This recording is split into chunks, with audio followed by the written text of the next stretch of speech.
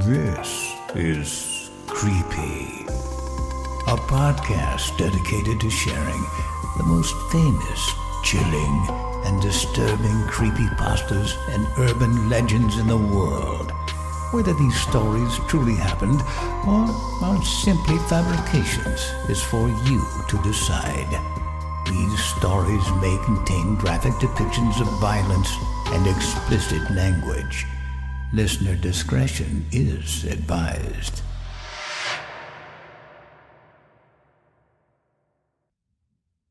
Creepy presents Corde, Bleu, written by Ryan Peacock.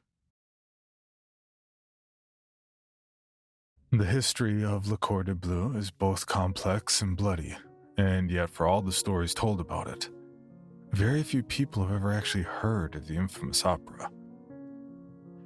In the history of French theater, you're unlikely to ever hear any reference to it, and even those who are deeply familiar with the world of opera regard it as either an urban legend or a hoax. However, despite these misconceptions, the opera is quite real, as is its history. Though it's never been successfully performed, Corde, Bleu is perhaps one of the most mysterious and fascinating pieces that exist in the storied history of French theater, and that so people have ever heard of it is an almost irreconcilable tragedy. From what I've gathered over the years, Corde, Bleu, translated as the Blue Rope, was allegedly written in 1882, although the author remains unknown to this day. From what I've learned from the attempted original performance, the livre, the script, for those not versed in opera, had been obtained by a composer named Georges Laurent from a friend of a friend. Laurent said in a personal journal entry that a friend of his had bought it from him after a business associate had discovered the completed livre in the possession of his daughter following her untimely death. Laurent believed that the girl had hung herself from a tree in the family's garden, although he was not aware as to why she'd chosen to take her own life. His family had been given the livre in the hopes that he might see fit to pass it on to Laurent, perhaps in memory of the poor girl. Evidently, Laurent had been impressed with the quality of her work, if indeed the livre was originally her work, and in his journals, describes having only made some slight modifications to ensure that the girl's work would translate well to the stage. Whether he chose to work on the opera out of some sense of altruism or due to its quality, Laurent's personal journals made it clear that he certainly thought highly of the work. I've read these journals myself, and I've noticed that he speaks at length about the opera, at times even going so far as to describe it as a masterpiece. Incidentally, it's only through Laurent's notes that I've managed to form a rough synopsis of the opera as well, and I will describe it here. The opera has 5 acts and follows a young woman named Zélie, meant to be a soprano. The first act is set in the streets of an unnamed city where Zélie lives alone in an old shack. The overture establishes that young lovers had a little red rope tied to their hearts that connects them and ultimately draws them together. The first song, during which Zélie remains silent, details various friends and family who she had known throughout her life and how they had gone on to experience love while she has remained alone, losing her parents and tending to her ramshackle home by herself. Following the overture, the lonely Zélie sings to lament the fact that the rope tied to her own heart is blue, and she does not understand it. The act ends with her seeing a man passing by while out in the streets with a blue rope similar to hers, and concluding that he must be her soulmate. In the second act, Zélie seeks out and finds the man, discovering him to be the son of a wealthy family named Gabriel. After some effort to get his attention, she succeeds and feels certain that they've fallen in love. However, as the third act begins, Gabriel rebuffs her, dismissing the blue rope as meaningless and insisting that he has found someone else to love without a rope. Heartbroken, Zélie laments her loneliness and confronts the possibility that she is not meant to be loved. This is where the opera becomes most interesting. In the fourth act, she confronts the woman who has stolen the affections of the man she loves. There's an extended duet here between Zélie and the other woman, named Theoline. During the duet, both women plead their case to the other for who should have Gabriel's heart, with Zélie adamant that fate has dictated that they be together, and Theoline trying to reason with her that she is basing all of her hopes for love on her notions of fate. even going so far as to show Zaï that she has cut her own red string long ago, as she was dissatisfied with where fate would have taken her. During their duet, Theoline encourages Zaï to do the same and free herself of Gabriel, so that she may pursue someone better suited for her, and ultimately offers her a dagger to which to free herself. At the crux of the duet, however, Zaï takes the dagger and drives it into Theoline's heart, murdering her. In the final act, Zaï is confronted in her home by Gabriel, who realizes that she has murdered Theoline. After sharing a dance and a duet, Gabriel seizes her by the throat with the intent of killing her. But Zaï instead kills him in self-defense with the same dagger she's used to murder Theoline. Reacting with horror at the fact that she has slaughtered her beloved, Zaï flees her home and walks down to the ocean, her final song lamenting her understanding that the blue rope did not link her to love, but to misery. The opera ends as she walks into the sea to drown, and prays that there is nothing waiting for her afterwards, so that she may for once know peace. Laurent seems impressed by the cynical, tragic nature of the livre, and even more impressed by the music provided. His journal indicated that he expected the performance to be a success. Unfortunately, he never got the chance to find out. On December 18, 1884, the Opera Germaine, where La Corde Bleu was meant to be performed a few days later, was destroyed during a fire that was believed to have started backstage. The performance was in rehearsal at the time, and when the fire struck, much of the cast was quickly trapped, unable to escape. Georges Laurent was among the bodies later identified amongst the ashes, along with much of the primary cast. Needless to say, the debut performance of La Corde Bleu had just been cancelled. Opera Germaine had not been quite as grand as some of the other opera houses in Paris at the time, and the whispers of arson ultimately led the owners of the property to sell it and leave Paris. Opera Germaine was never rebuilt, and in its place today stands an unremarkable office building. Many would claim that the unexplained fire in Opera Germaine and the tragic death of Georges Laurent had spelled the end of La Corde Bleu. Some who were aware of the tragedy even claimed the original livre was likely destroyed in the fire. However, this is not believed to be true. In 1964, a cousin of the late Georges Laurent, Marc Sinclair, put on auction several items he had found relating to his late relative's career. The auction, held in March of that year, included a livre for an unproduced play that Laurent had been working on at the time of his death, La Corde Bleu. The livre was subsequently purchased by a composer by the name of Hugo Castillon. Castillon was an admirer of Laurent, regarding him as one of the underappreciated lost names in French theater. He believed that by finishing what Laurent has started and finally bringing La Corde Bleu to the audience of Paris, he could cement the status of his idol as one of the greats. Castillon set to work almost immediately on the performance, with the intent of having it open at the Palais Garnier on May 30th of the following year. From what I've learned about his efforts to produce La Corde Bleu, Castillon was not fully familiar with the history of the opera. Even if he was, I doubt that this would have dissuaded him. Even if the true author was unknown, both he and others have regarded the opera as Laurent's final work, and by all accounts, progress on the production went smoothly. He had cast 22-year-old Justine Robert in the leading role as Zaï. Robert previously starred in several of Castillon's productions and, by all accounts, was an incredible soprano. So she was not a surprising choice for Zaï. He also cast Charles Dupont in the role of Gabriel, another frequent collaborator. In fact, much of Castillon's intended cast for the production of La Corde Bleu contained people who he had worked with before in some regard or another. And by all accounts, the production likely would have been as big a hit as Castillon was hoping, if it had ever premiered. I cannot confirm the rumors of difficulties near the end of the production. Despite my best efforts to get in touch with the surviving members of the cast and crew, I've been unable to learn much about what went on behind the scenes of Castillon's 1965 production of La Corde Bleu. I only have access to the police report from the most high-profile aspect of the production: the murder of Charles Dupont.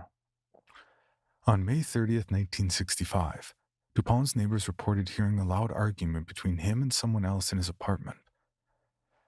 One of those neighbors called the police when they heard sounds of a struggle, fearing that the conflict had escalated. Police responded to the call at around 1:30 in the morning, and after knocking on Dupin's door with no response, found it open. They found his apartment in a state of disarray, suggesting that there had been a physical altercation, and later found Dupin in his kitchen, lying in a pool of his own blood. He had been stabbed 57 times with a kitchen knife. The broken blade was still jutting out of his chest. The police found Justine Robert in his living room, covered in Dupin's blood, and smoking a cigarette and laughing so hard that tears streamed down her cheeks. She was taken into custody, and it was later determined that she had been guilty of murdering Dupin during an altercation. Given the circumstances, the opening night of Corde Bleu was delayed until the following month, before eventually being quietly cancelled. Robert was reportedly silent when questioned by the authorities. The only thing she is confirmed to have said following her arrest was, "Do I ask too much to be loved?" A lyric from one of the songs she would have sang as Zaï. On June 2nd, a few days after Dupin's murder, Justine Robert was found dead in her cell. She had hung herself using her bedsheets. The look on her face was described as one of pure bliss. With his production of Corde Bleu cancelled, Castillon focused on other pursuits. In 1966, he produced a romance titled L'été parmi les roses, Summer Among the Roses in English, to middling reviews and focused on distancing himself from the tragedy that had killed his last production. However, by all accounts, Castillon was never quite able to forget the unfinished final production of his obscure idol. Even in the months following the cancellation of the production, he was known to speak of it often and talk about taking another shot at producing it someday. It's also worth noting that the earlier performances of Summer Among the Roses included a solo in the first act sung by the lead, a woman by the name of Chloe, titled Chloe's Lament, which reportedly bore similarities to a solo from the first act of Corde Bleu. The song was essentially removed from the performance after the actress who had initially been given the role left the play due to health concerns, and her understudy refused to perform it, describing it as too depressing. The solo has not been included in any subsequent adaptations of Summer Among the Roses, not that there have been many. And save for one old recording, no copies of the livret exist that include it. That said, if you're tenacious enough, the recording isn't that difficult to find, and Chloe's Lament notably stands out from the rest of the play. Most would agree that Castillon was by no means a great composer. Decent, yes, but not great. But even his greatest detractors admit that this is quite possibly his best work. I suppose it shouldn't be surprising to consider the fact that this most likely isn't Castillon's work. Not entirely, at least. With slow, heavy piano accompanying it, it is a painfully mournful piece. The actress, Sophie Colbert, is immensely talented, but it's admittedly difficult to tell that she's the one that's singing. Her voice sounds different, cracking with emotion at some points. There are several moments of silence where she seems to pause to gather her emotions before forcing herself to continue. Having heard it, I don't really blame Colbert for taking her own life shortly after leaving the production. As good as she was, I don't think she ever could have surpassed herself there. Castillon's obsession with Corde Bleu almost certainly made it inevitable that he would eventually try to make good on his promise to perform it at last. And in July of 1969, he formally announced that he would be starting production again. Castillon curiously did not work with many of his longtime collaborators on this project, although that did not seem to dissuade him. He had reportedly cast a newcomer by the name of Elle Lavigne in the role of Zaï, and Raymond Holland, an established actor who he had not worked with before, as Gabriel. However, unlike his last attempt at producing Corde Bleu, this effort would not even make it until opening night. A few months later, in November, Castillon abruptly announced his retirement and shut down the production. Details as to why are scarce, but the few contacts I could get in touch with pointed to one incident as a likely cause. In early November of 1969, police had been called to address a physical altercation between Elle Levine and another actress, the one hired for the role of Theoline. According to one source I spoke to, they believe that an argument had broken out during a rehearsal over Levine's conduct. Levine had apparently been too aggressive during a rehearsal of their duet in the fourth act, and when called out on it, she had responded by shouting and making accusations about the other actress and her co-star, Holland. Eventually, she had escalated the situation by physically attacking the other actress, nearly blinding her in one eye. Castillon had gotten involved, and Levine had been forcibly removed from the set after striking him. The individual I spoke with, who will remain anonymous, of course, noted that Castillon seemed fairly shaken after what had happened and had officially shut down the production a few days later after firing Levine from the show. Levine went on to briefly star in another production the following year before retiring, while Raymond Holland would, unfortunately, pass away in 1971 during a hit-and-run that killed him, his wife, and their young daughter. The person responsible was never apprehended. Levine herself would later pass away in 1976 when a family member found her body in her parents' garage. She had hung herself after what her family described as an extended period of depression. Following his retirement, Castillon retreated from the spotlight and retired to a house in the French countryside. From what I've learned, he did not have many visitors during the final years of his life, and he would not discuss Laurent's play, Corde, Bleu. The only information I have regarding the play during its final years in Castillon's possession is that in 1974, a young composer by the name of Gaston Malvare had visited him to ask about purchasing the livre in order to complete the production. According to Malvare's own account, Castillon, who had been perfectly courteous up until that point, grew angry, shouting at him not to discuss the opera and throwing things at him before demanding that he leave. Malvare's subsequent attempts to get in touch with Castillon were ignored. Hugo Castillon eventually passed away in February of 1981 after he reportedly fell into a river while out on a walk. I've heard some suggest that his death was a suicide, and others simply claim that the old man suffered an unfortunate accident. I really can't say for sure.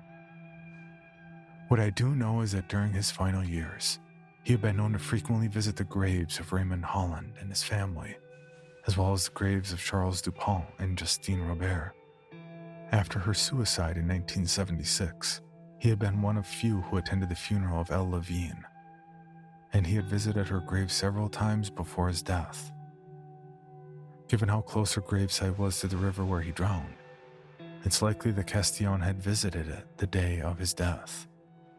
Whatever the cause of his death, suicide or tragedy, whatever his reasons for visiting the graves of those who had been connected to his infamous play, Castillon's death served as good news for one man, Gaston Malvare.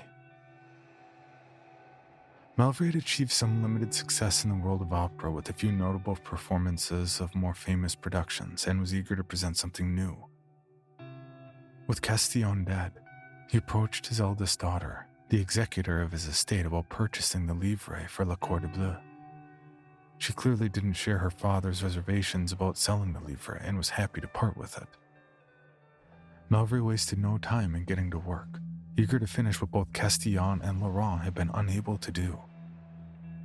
His goal was to have an audience see a production of Corde, Bleu, and according to the man himself, he was dedicated to achieving that at any cost. By 1982, Malvare had reportedly gotten Jean Pellac signed on to do the role as Gabriel, and Esme Lacroix as Theoline. He later signed an unknown, Fayette Dorville, in the leading role as Aïe after an extensive search. It shouldn't be surprising at this point that Malvare's production was plagued by trouble.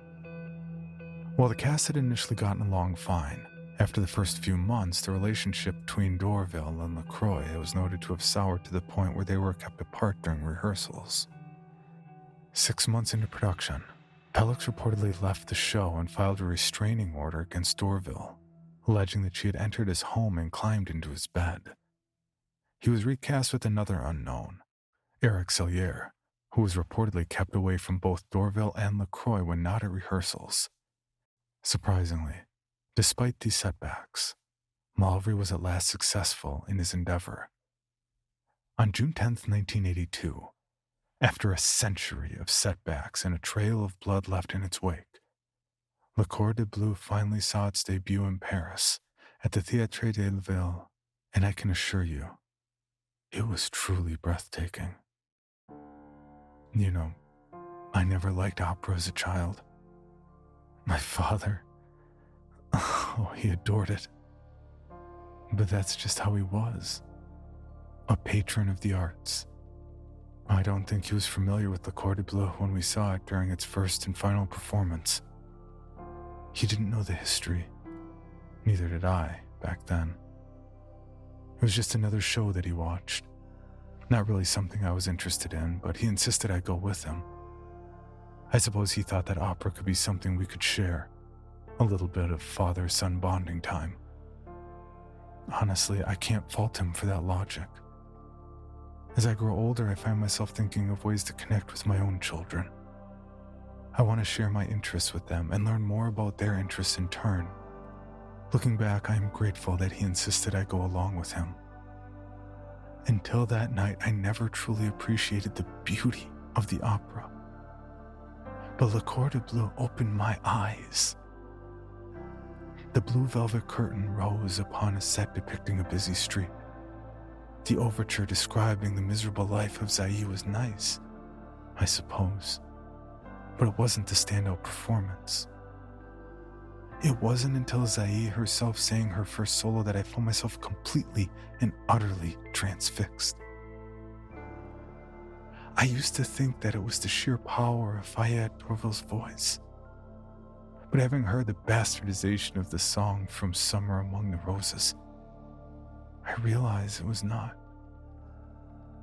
I'm left with only the faint memories of the way the song is meant to be, but the weathered recording of Sophie Colbert performing Castillon's imperfect transplant stirs some of those old feelings. That one song ignited in me a love for opera that has lasted throughout my life, and I've been obsessed with it ever since. The harsh, melancholy melody was almost violent in a way. It was as much a song of loneliness and desire as it was a song of hatred. Never before have I heard the darkest parts of the human heart exposed in such a way. This was not a simple solo. It was pain incarnate. The desperate screams from the pained soul of a forgotten girl 100 years before. Suffering and agony I cannot begin to fathom. Laurent could not have come close to creating something as brilliant as this. Castillon could only hope to present it to the world, and Malvare had succeeded where he failed. But this work belonged to none of them. It was something all its own. I watched the remainder of the first act enraptured, and as the second act began, I waited with bated breath. Dorville was a mediocre actress, doe-eyed and unremarkable compared to the others I've seen. Her voice was spectacular, of course, but the music truly made it soar. Compared to her, Sellier as Gabriel left little impression. I'm sure that in more capable hands the role could be memorable, but while I recall him being serviceable, he was by no means extraordinary. At the time, I was enthralled, but in the decades since, I've seen better. LaCroix's Theoline was out of focus for most of the first two acts, so I can't comment on the performance she gave. I don't remember much about her other than her costume, but having seen some pictures of her in the years since, I do remember her as being in the background at some points. While the cast was decent, they were not the true stars of the show. The music was. Malvare's mediocrity could water down the actors, but the music was something beyond him. It carried that melancholy undercurrent through it. And even during the first few upbeat songs during the first and second act, there was always a bitter note in the background. A looming misery waiting to take hold again. Had the cast been downright dreadful, the music alone would have saved the production. Of that, I am certain. The intermission came at the end of the second act, and when it did, I could not wait for it to be over. I've never been quite so enthralled by an opera before. I needed to hear more. I needed to hear all of it. The theater was silent, save for the muffled sounds of the audience. The intermission carried on, and on, and on. And when it ended, the play did not begin again. The curtain sat there. It did not rise. The audience had returned to their seats and were waiting patiently, but the play did not continue. There was only silence. Silence until someone pushed the curtain aside and stepped out onto the stage. I could recognize Fayette Dorville despite her costume change, although she didn't say a word. She simply stared out at the audience, a vacant smile on her lips, and the blue rope prop she had as part of her costume clutched to her bloody hands. She turned it over, holding it close to her chest, and looked out at the assembled audience. Then she started to laugh, just before someone got up onto the stage to grab her and pull her back behind the curtain. Even when she was gone, her laughter remained. It echoed through the theater, and much like her singing that night, it is a sound I will never forget. Soon afterward, a man came up to hastily explain to the audience that there had been an emergency, and after that came the police and the paramedics. I've learned what really happened that night during the years that have followed, but at the time, all I felt was disappointment, confusion, and rage. For the first time, I'd been enjoying an opera, and now it was being cut short. The ushers quickly let us out, and the police spoke to my father before they allowed us to go home. As we left the theater that night, I saw the police cars and the ambulances in the parking lot and knew something horrible had happened. It was a few years before I learned exactly what, however. It seemed that during the intermission, Dorville had entered Cellier's dressing room with a box cutter. She had slashed his throat while they were changing. Then she had gone looking for LaCroix. According to one witness, she had found her talking with Malvare backstage. She hadn't said anything before she'd attacked, brandishing the bloody box cutter she had just used to murder Cellier. She'd attacked LaCroix first and managed to leave some deep cuts on her arms and face before Malvare had pulled her off. Unfortunately, there was no one there to pull Dorville off of him. She had cut his throat during a struggle before going looking for LaCroix again. After failing to find her, she then proceeded to attack two members of the chorus and a member of the crew before wandering on stage.